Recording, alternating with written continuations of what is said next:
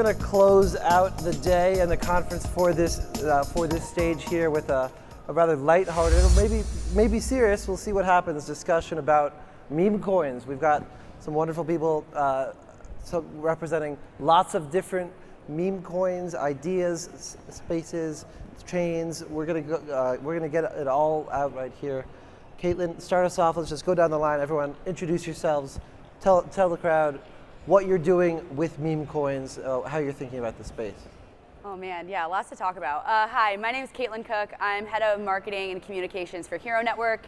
Hxro Network protocols power derivatives trading and betting applications on Solana, so lots of degeneracy to get into there.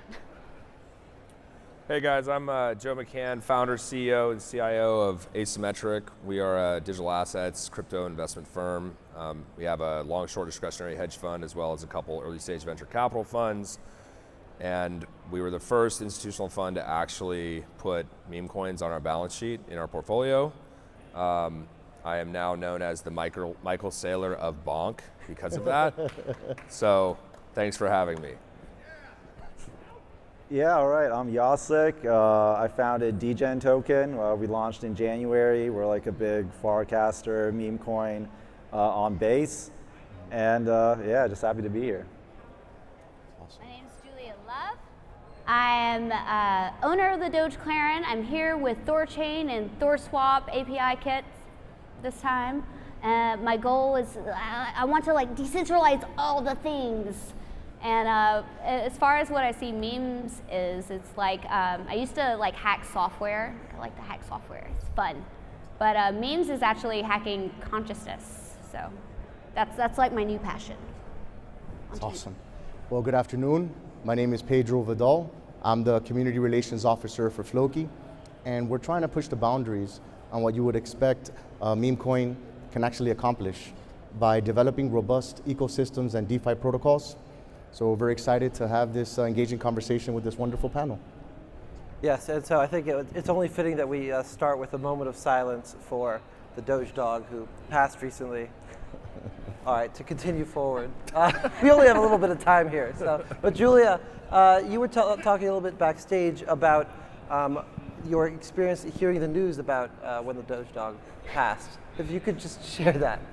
When I heard the news, oh man, it was a heartbreaker. I'm actually, so I have a different relationship with the Doge than maybe most people.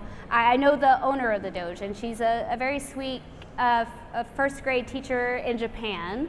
And she's owned this dog. She just likes to have a pet blog. She takes pictures of her dog, puts it on there, and like all of a sudden there's like $1 billion dog currency for it. And like she's just like a normal person.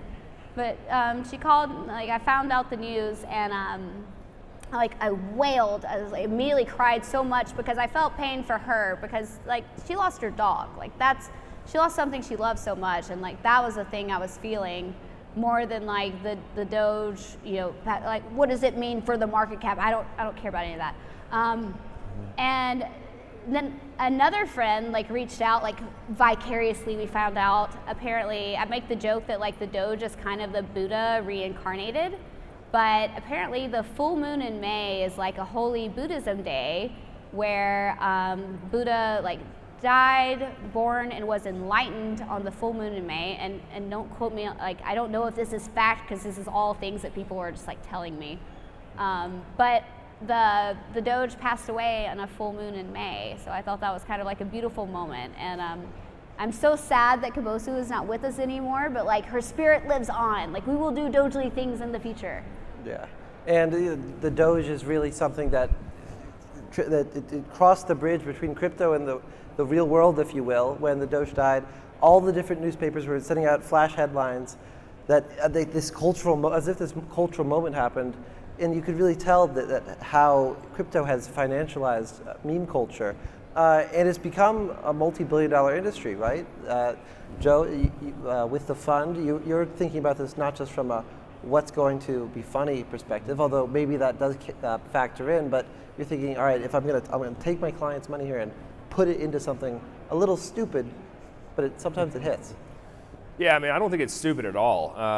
It turns out that there's a lot of over-intellectualization that happens when institutional investors, whether they're VCs or hedge fund managers, looks at what they're investing in. And it's because they want to appear smart to their investors. Their investors don't care. Their investors want them to make them money. And so when you over-intellectualize your investments, you tend to look at something like internet culture and the financialization of that as something stupid or silly. You're not going to find in any business school a course to teach you how to value a meme coin. It doesn't exist. And so most of these fund managers don't have a pulse on culture. I fortunately have a pulse on culture. I've been in the creative arts and creative industries beyond finance and tech my entire life. And so when I was looking at our portfolio and thinking, in the last cycle, Dogecoin went up to $85 billion market cap. It outperformed almost every one of these over-intellectualized tokens that a lot of VCs and other pundits in the industry were proclaiming as the most valuable things out there. And then Shiba Inu went to, I don't know, $46 billion market cap. And I thought to myself, we're probably going to have another one of these dog coins run. And I looked at Bonk and I saw it, and it was a $28 million market cap. Now, as a trader, as a hedge fund manager, you don't even have to care what matters around a meme coin or the culture associated with it. You look at an asymmetric trade, which is what this was. If this thing works and it goes to even a fraction of the other market caps of these coins, you end up with, I don't know, 100x return on that trade. Now, one of the things we do at Asymmetric is because myself and my trading partner have almost 50 years combined experience trading and managing risk, we have fixed risks policies around small cap token coins.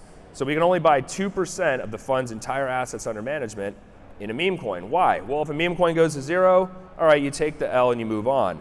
But if you're right, that percentage increase in the broader performance of the portfolio can be huge. And so we were very fortunate and lucky to get in late October, early November. I wrote about this stuff back in November. We have a market update letter that goes out. It's free to anybody to read. You can go to Asymmetric Financial to subscribe to it.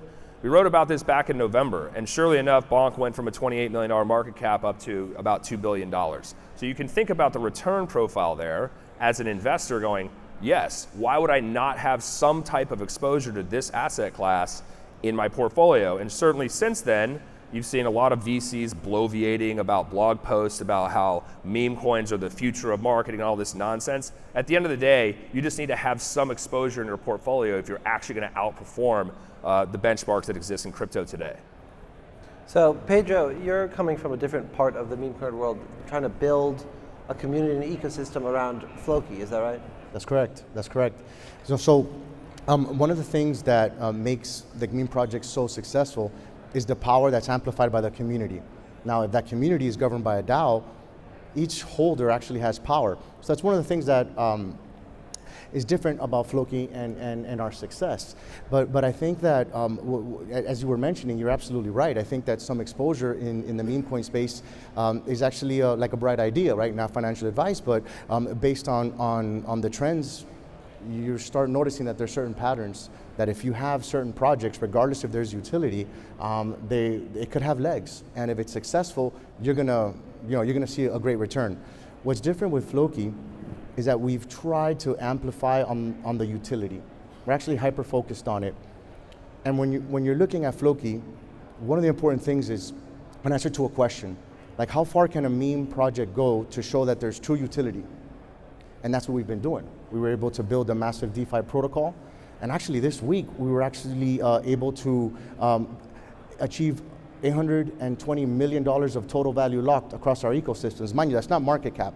That's just total value locked. You don't usually see that in the meme coin space. But out of everything that Floki is doing, their true value is in their community. And that's what you see in the meme coin space.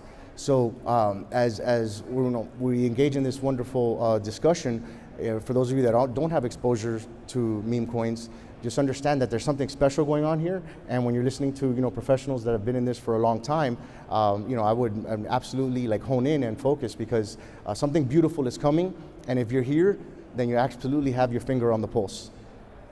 Now, with Farcaster and Degen, could you walk us through how you take a community such as the one that's been using Farcaster and turn that into an L3? Yeah, so I guess with, I also want to get back to the whole idea of holding a meme coin, all that kind of stuff. Yeah. But yeah, we essentially started on Farcaster. It's probably one of the biggest social DeFi kind of apps out there. It's kind of replacing Twitter in a way. I don't know. So we were there in the Degen channel, and we just saw, well, I guess it was just me back then, and now that we have one other person. And people were just building like fun coins, like points, farts, wow, spam, just like funny things. And it's basically, it is like a culture coin. It is like a social thing. I kind of compare it to like, if you're, I don't know, back in the day, people would read like newspapers, and essentially you'd have like a cartoon section. And like, even if you're a finance guy, you might go to finance section, you might go to sports section, you might go somewhere else. But there's always like that cartoon section, like the Dilbert cartoon, where everyone kind of unites, and it's like, hey, did you see that? That was pretty funny. So yeah, so memes aren't supposed to be like super serious in that sort of way, but they do capture attention. And attention has become very valuable, I think, like in the whole space. And with Degen, yeah, I just saw something forming. I kind of compare it to like riding a wave, and you see this wave happening, and people are creating these tokens. And I was like, well, I can create a token. I just like basically left my job 2 months earlier, and I'd been a database developer for like 10 years. And I was like, well, I just want to do something fun finally. I need to get away from like this whole serious mentality for a little bit, reset, and maybe I was thinking I'll just go back. But then Degen took off. It got to like a few $1 billion whatever market cap or something. And yeah, anyway, it was a very fast trajectory. But we're also, like Floki said, there is more utility kind of maybe being built into some of this stuff. So we started building a little bit like utility into the token where you could tip people on Farcaster, which is like a cool mechanic. It might be a new meta in a way of like, how do you distribute your token? And so we're distributing our token through tipping, where you don't actually have to have Degen in your wallet. You just have to have a high tip allowance, which we give you. And if you like somebody's content, you can reward them. And I think content creators want to be rewarded, especially like you have YouTube and people on YouTube making money. But like if you're on a forum or if you're on Reddit, you're not really making money. And so we enabled that in a sense. Like you can go ahead and post something cool. People will tip you, not out of their own wallet, but out of the Degen treasury wallet. And that became like a little bit of a use case. That became viral. And now we have an L3 blockchain, a layer 3 on Base. And it's been pretty wild just seeing people build on it. And I'm thinking of it as like the Las Vegas of blockchains. Like we have all these like serious blockchains, like, oh, I'm building Optimism, like layer 1, all these kind of like different things happening. And Degen is mostly just about like, hey, we like to like Degen gamble, but we also like to just do fun things, which is kind of like the Dogecoin mentality. I used to watch like, we were talking backstage about like the decentralized dance parties and like just about like having fun. And I think this blockchain hopefully can do that, like build, like if you're just having fun on the weekend, you're a builder, come on to like the Degen chain, build something stupid, and hopefully like attract some like attention. And yeah, and that's what we're about. So I think it is a point that is not really well appreciated as it relates to meme or culture coins, is that in a lot of cases, to his point, kind of just started off as this fun thing that he wanted to do, and then all of a sudden, holy shit, it's $3 billion market cap. Like very casual, by the way, that you said. It's great. But I think more importantly, over the long haul, if a meme coin is going to have any staying power, you either have to constantly be fighting for attention, which now on Solana, there's 20,000 meme coins created a day, so good luck.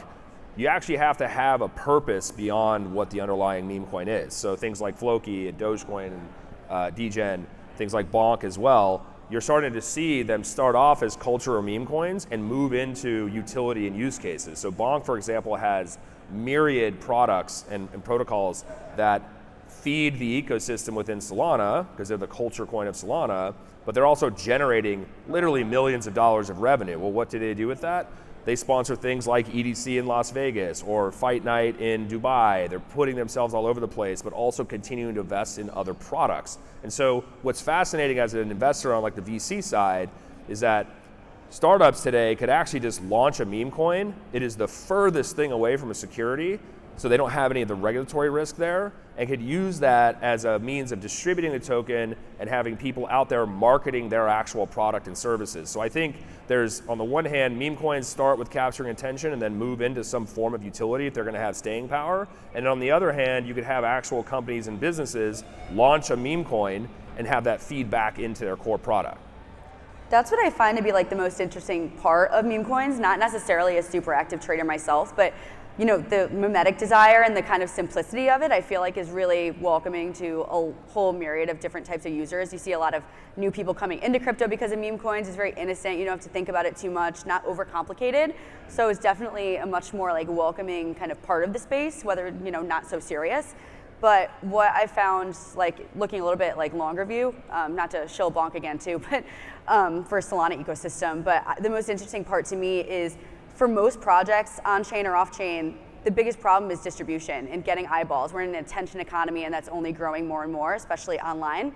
And really, meme coins kind of go the reverse of most projects, right? Like you don't build the thing and then you have the community. You have this massive inflow of community and you think like, how can we get them to stay and keep coming back if we want to, you know, remain relevant? So that's been really interesting to see for a lot of the projects that I've seen, or meme coins that have had more staying power. They've found ways to get really, really in deep with different projects across the chain that they might be on, or just really getting ingrained in the ecosystem in different ways that have a little bit more staying power than, you know, the 20,000 meme coins that are launched per day. And that's like where I see the big difference kind of in the whole meme coin sector, I guess. Agreed. Yeah, it's an interesting thing. Like, it's funny you said that you're like, you won't find a class on meme coins, but actually Oxford University has a mimetic science class.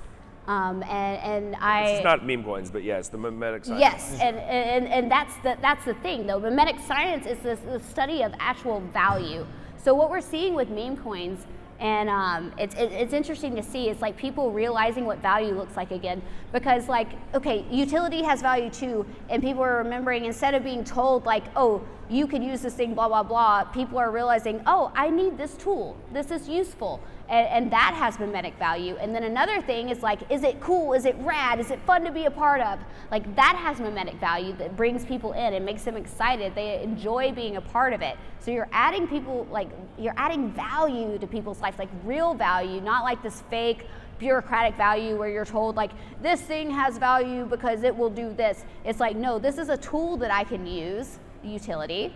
It's great. So like Bitcoin is actually, people will hate me for saying this, but Bitcoin is a meme in and of itself, because it's like super useful and it has all these great things a part of it, and they have their own like little funny like hardcore community, and it's beautiful, and that energy will attract people who are aligned. So when you're in alignment, that's how you will attract people and have these like weird exponential growths. It's like you'll see, and with decentralization, it's really cool too, because then like all kinds of people are doing like all kinds of crazy stuff with your coin. You're like, what are you doing? You're building a statue over there. You're doing something weird over here, and it causes like explosive growth. So like mimetic energy is really about like exponential growth or expansionism.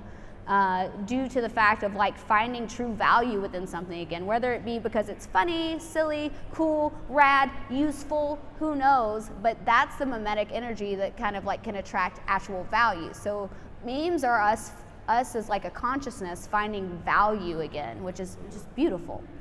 And I think it goes back almost to like advertising, like you were saying. I didn't realize that Bonk was sponsoring EDC. That's something that maybe Degens to look at. That's a cool thing to do. But yeah, it definitely is maybe almost like a tool in a sense for these companies, or maybe companies will realize it as a tool in the future. Like, hey, maybe we can attract some people to our cause, to our culture, by releasing like a culture coin or a meme coin or whatever. I think there's also like a one flip side. I saw this in Bankless and they were talking about it, and I think that there's some truth to it, where like really right now we've seen this points meta happen. And a lot of people basically have been like locked out of being able to get into tokens early. You have to basically farm tokens and wait for the airdrop to happen. Meanwhile, VCs are getting in fairly early, and then they're kind of dumping at like a $1 billion valuation or like a $5 billion, or you see this all the time. So you had Blur, you had like Layer Zero, you have all these people, which are great companies, and retail would really like to get the token, but they have to wait for the airdrop, and at the airdrop they're getting dumped on, and they're like, well, what is this? And so to your point, with like funds, but also with retail. Retail is very intelligent. Like we have like people working at the funds who want to get exposed to at like Wall Street, all these other places. They're on Wall Street bets, all these other places, and they'd like to gain exposure, but they can't. Not in this like points meta world that we're living in. And so they're going to the meme coins now because it's fun, but it's also like that's where you can see the 100x, 1000x. And if you lose $1,000, $100, for some people that's just like, well, that's part of the game. I had some fun, but maybe I make like 100x, and that's a pretty good trade. So there's also that like kind of gambling aspect to it. That's fun, and it's like Wall Street bets and all that kind of stuff. Yeah, I wrote about this a couple months ago about people tend to think about like speculation as like a bad thing. And it turns out historically no market or industry has ever existed without speculation starting it. So for example, in the United States in the late 1800s, the railroad industry was purely speculation. It started off with people speculating. That was the use case. I'm speculating on this new industry that no one knows anything about. I want to make some money. What was the actual use case after that? Railroads, like in the Industrial Revolution and the kind of blossoming of the American economy. Well, speculation is not bad. You actually need that as the initial use case to spawn other use cases. And I think one of the key things that you just pointed out about the points meta, part of the reason people at these teams and protocols are doing points is because of the regulatory environment that exists in the United States and the lack of clarity around what is a security and what is not.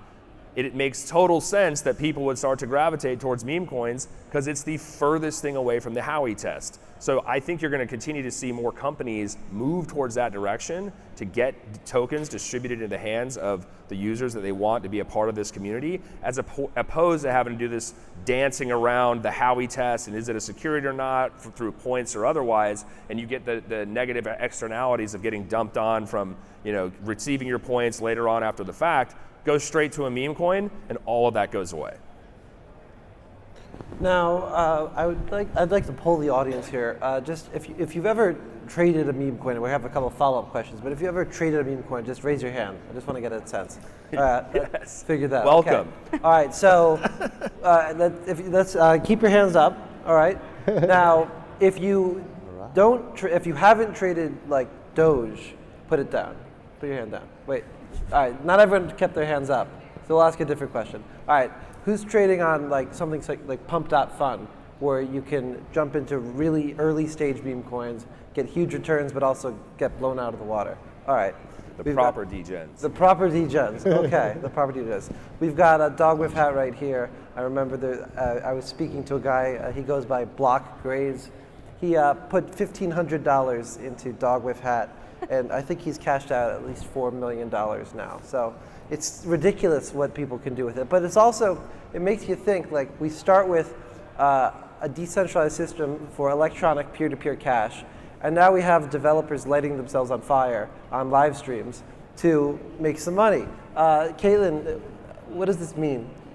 Not even gonna. The easy one. Yeah, not even gonna pretend what this means. I mean, I do agree though with what Joe was saying too. Like speculation and degeneracy is a feature, not a bug of this space, and I think it's one of the biggest time and time again proven total addressable markets, and that there's like a deep desire to speculate and be degenerate in a lot of different ways, right? Like Hxro is derivatives trading and like iGaming, betting markets, like online gambling and et cetera.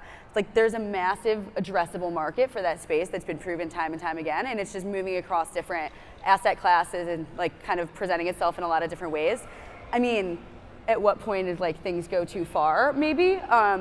I mean, I think there's like a lot of money to be made on the meme coin side, and maybe that's made people lose their minds a bit. So I'm not even going to pretend to know what the answer to that one is. There's definitely like going to be some bad that comes with the good, especially when money's involved. So you're going to see a lot of crazy things going on. Let's stay philosophical for a second. Anyone else want to take a crack at that? What does this all mean for crypto? Like, are meme coins? It's a feature, not a bug. But is this? How do we get from the speculation that's rampant and blatant and by design to a world where like meme coins are actually driving growth? Right now we're seeing user growth, but where do we go from here? I mean, from my perspective, I kind of get back to my point about speculation as being a necessary and sufficient condition for any new industry to exist. Take literal gambling, okay? What is the business model of casinos? for you to lose your money and gamble with them for the most part, right? But it turns out in 2023, 75% of all the revenue for Las Vegas Strip casinos came from non-gaming, non-gambling revenue. People are shocked when they find out that 3 out of every $4 is not coming from gambling. It's coming from the absurdly expensive nightclubs and the pool parties and the restaurants and the shopping and the Cirque du Soleil shows. That's the majority of where the revenue is coming from now. Wait a second, I thought gambling was actually the core business. No, that was the initial use case. And so where are meme coins taking us as an industry? Who knows? But the best part about this is that we're constantly seeing the overall industry innovate, and the next stage of innovation beyond meme coins, who knows what that can actually be. I just think that as we start to, if you're framing the question or the view of like, we need to be serious businesses. It's like, well, are casinos serious businesses? They're designed to take your money. I think it's okay to have some stuff that's just fun, innovative, exciting, that doesn't necessarily have to have a business purpose. So you can have both, right? You can have, the hardcore VCs like myself pushing very important protocols and L1s and all these distributed, decentralized networks, et cetera, while also having things like, I don't know, this is just fun and silly. That's completely okay. By having both of those within, I think, the broader crypto ecosystem will be net beneficial longer term for the types of communities that will form, as well as the types of innovative products and use cases that will come beyond speculation. Yeah, I agree with that. And I like that you were like, speculation, it was looked at as bad, but maybe it's not. Because I think we make that mistake sometimes. We like look at things, we're like, this is bad, but we don't know. Is the thing. Like when Dogecoin was created, it was created like as a total rogue joke of a fork of a distant cousin, a fork of Bitcoin. Technically a fork of, I think, like Bell's coin from Lucky Coin, from Litecoin, from Bitcoin. And they were like, what will we do, the inflationary rate, blah, blah, blah. And they just like picked, funny numbers. And then it worked out that now it's one of the cheapest ways that you can, like, that's how I send money between my other half, because cross borders, I can do it for a fraction of a penny. We can send $1 million, it takes 1 minute, and it's accidentally very decentralized because there's like thousands of nodes all over the world. And so it had this like accidental utility built into it. So we don't know if something's good or bad initially. I think labeling something that too quickly is a mistake. Sometimes it's good just to just let them cook, like see what they're doing over there. And it's funny, like the attention, the attraction, like maybe they're doing something crazy and I don't understand it, and then all of a sudden it's like, it's huge and I need it and it's useful. What happened? Like, who knows? So I think it's good to have like an open mind when it comes to speculation and be like, well, let them cook, see what they're doing over there. Maybe they're doing something crazy that I don't know yet that's gonna solve all my problems, who knows? I do think, I would even, I've called meme coins like the gateway drug to the rest of crypto, right? Like it's light, it's bringing people in, not thinking about it too much, but once you have your toes dipped in, right, then you have a little bit more of an incentive or a started curiosity of like looking at the more serious projects that are out there and all the different functionalities that there are. Because there are a lot of really serious teams building really, really cool things that offer a lot of opportunities. But I think meme coins and things that are a little bit more unserious bring more people through the door who aren't overthinking it too much. Because I used to like run an education platform for financial advisors on crypto. They get overwhelmed by the complexities like very, very early, and that just stops them in their tracks in many cases. With something like meme coins, it's like not something that has to be thought over too much and like just kind of gets them in the door and gets them started, and I think that that's a net positive for sure. Yeah, I mean, like what do you think is going to be easier to convince someone to get into crypto? Showing them the Ethereum roadmap or a dog? Probably the dog, right? And I think to Caitlin's point, this is an onboarding exercise that we as an industry are benefiting from because it's super easy to understand and it's fun and it's exciting. Yeah, it gets people, like, instead of like learning about all the things first, they can actually do the thing. Like, that's what's fun about Doge. You can just like zing some Doge to someone. They're like, oh, I scanned a QR code and I sent you money and I didn't have to ask permission for it. No one told me no. Like all of a sudden they can kind of get it.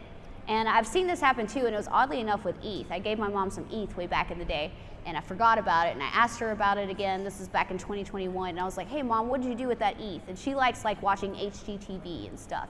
She was like, well, I bought some sand land and made a ton of money off of it. And I was like, what are you doing in the metaverse? You know, it's like they learn from this like simple little thing, and then all of a sudden they get excited about it because it's something that's like, oh, this is something that I'm aligned with, that like makes me excited, and all of a sudden you find out you're like 60-year-old moms doing stuff in the metaverse that like I'm not even doing, and that's kind of the beauty of it, when we can make like learning exciting instead of it feeling like, oh, I'm being told to do this, but it's like, no, this is fun to do. That's a whole different experience for a human. And if we can do that, that's how we can get like decentralization, these ideas of like permissionlessness and transparency, these kind of like obscure things that people aren't used to talking about. We can make it fun and interesting, and we can kind of get people to come into it excited about it rather than having to like coach them down on it. Yeah, I actually did the same thing. So I got into Dogecoin, and then I started learning about like how do I run a Dogecoin node. And then I created a DogecoinIsAwesome.com. Oh, and then, you're behind that. Yeah, I did that. Yeah. So like it was I don't know, it's like you get into that through like a fun like lens or something. And then there was like the Dogecoin tip bot on Reddit, and then I think someone rugged that or something. It got wrecked. Yeah, we got wrecked on that one. But and with Degen it's the same thing. So like Farcaster is like this new like social media app or whatever. But I think we, like as Degen being on there, we brought like a lot of people into the app who otherwise probably wouldn't have done that. That's right. So it's kind of like a cool thing because like it's almost like a symbiotic relationship where we can kind of onboard people, and like people then started doing like liquidity mining because we have like a liquidity mining program, and they're like, we've never done this before. They would have never ever gone to Uniswap and like added liquidity, but then they're like, yo, I learned about liquidity, like I know how to do this now, like I know what like all these terms mean. So it's kind of cool, and then like they get into, and then we have like the layer 3s. So like, oh, there's layer 3s. Like, what is this? What is bridging? So they start like bridging, and then like, you know, so these are people who there's some technical people. There's like builders and all that kind of stuff. But there's people who would never ever do this. They just be on Coinbase, like the exchange. Maybe they hear about something, they buy something, but now they're more interested in like, how do I do this? How can I maybe like make some like money? How can I be in this like this ecosystem with like other fun people? And so it's like a more fun way. Whereas like you say like, hey, Arbitrum Orbit has like some kind of chain out there. They're like, well, that's kind of cool, but like I don't get it. Like why would I do that? So I don't know. It is a fun thing to do, and then you onboard people that way. You teach them. Yeah, back last December, the Bonk team got together and created the 12 days of Bonkmas.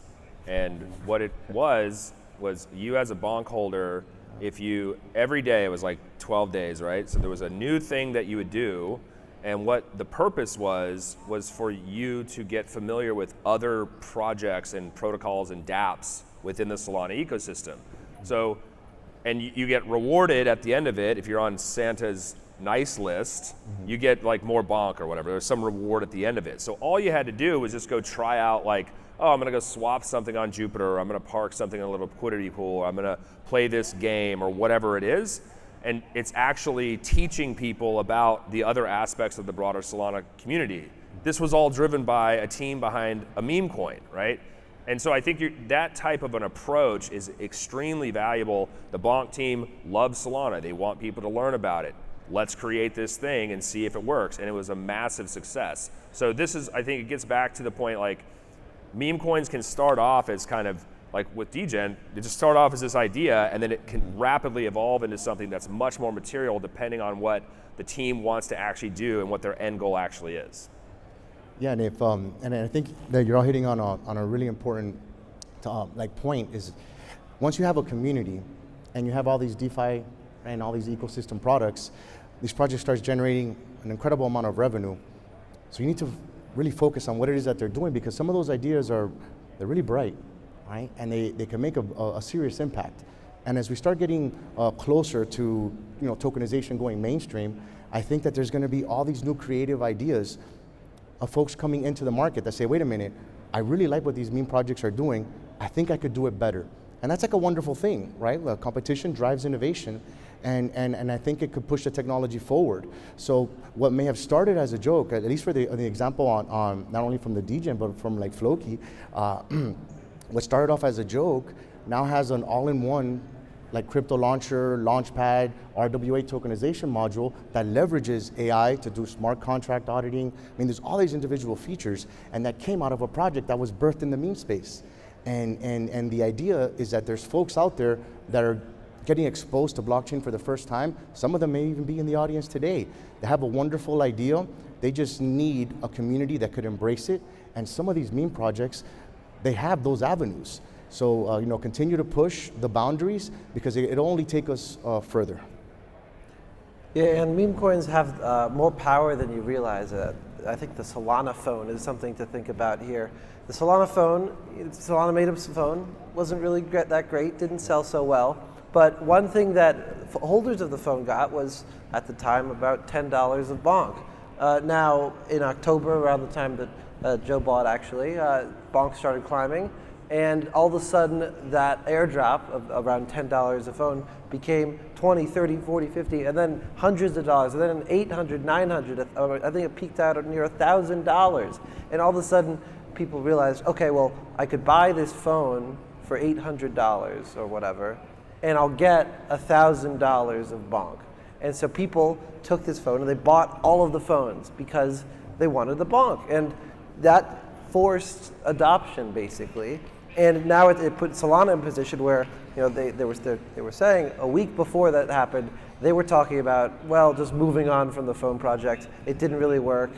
Okay, you take some losses, you move on. Now the phone sold out, and not only was everyone making money because they had a $200 arbitrage, but there was this user base of people who wanted to actually use the phone and interact with the phone and see more phones. So now Solana is making another phone. Now, there's probably not going to be $800 of bonk on the next phone, but there will be a community of people who are more willing to try it because of they were forced to buy it because of bonk. Yeah, this is a great story, because this is exactly what I think some of us were just talking about, where we don't actually know where these things are going to be going. Like, I can assure you that the Solana mobile team was not like, well, let's plan on having a meme coin do an airdrop on this phone, and at some point in the future, that's going to help sell it out. There's no scenario where they were sitting in a room thinking that.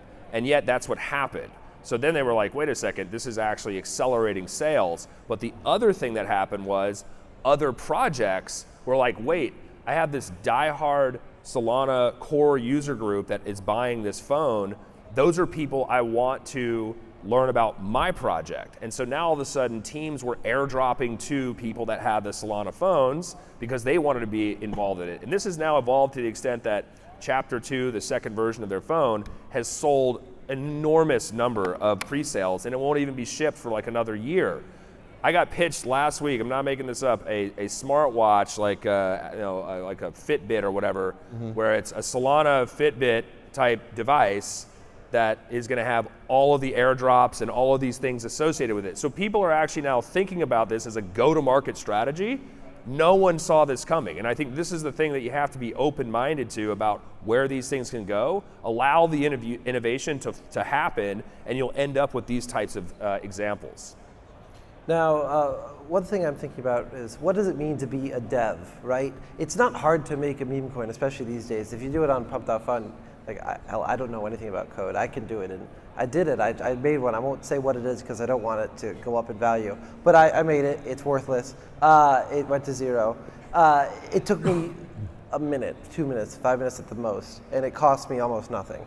And I am officially the dev on that. Now, I don't know anything about how to write a smart contract, but I'm the developer. I'm basically the god emperor of this thing that is in charge of it. But what does it really mean, Caitlin, to be a dev these days? I think it's a much more loose term now, considering you just said you made a meme coin in like 2 minutes. Of course, but I'm saying, like, we talk about these teams that are behind the token. They're the developers. They're not sometimes they're working on the tech integrations and stuff like that. But like, how does one make a meme coin work? What's the secret sauce? Well, I mean, think about it this way, right? So zoom out a little bit. Like maybe 12, 13 years ago, 14 years ago, the only people that could build iPhone apps were software developers. The only people that could build Android apps were software developers. The only people that could build websites were software developers. Now you have things called no-code solutions that you don't have to write any code. So developers created a product that would democratize building applications. That's the same thing that Pump.Fun did. It's a no-code solution for creating a meme coin. So are you the dev? Not really. And I think that's to the point. The definition is expanding because the technology is enabling anyone to do this type of stuff, just like what happened with no-code solutions for building, iPhone or Android apps. So I am the dev at Degen. And yeah, so it's just me and now Colton, he's also a dev, he's going to come on. But there is a lot to a token.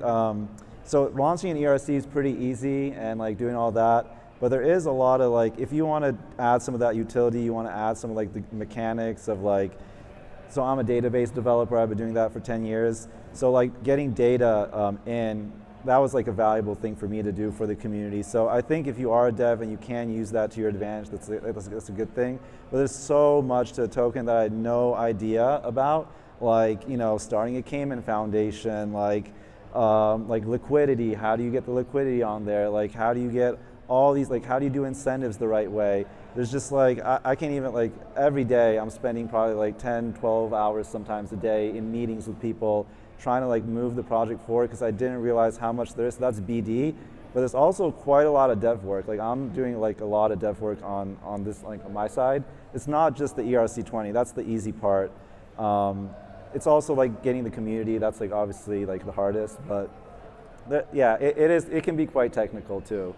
So not as technical as building Arbitrum or Base or some kind of like crazy thing, but you can go down the rabbit hole if you want to. It's up to you. Yeah. So we got to close this all out. I just want to say this was not financial advice, everybody. Thank you for coming. Thank you all for speaking with us. Thank you.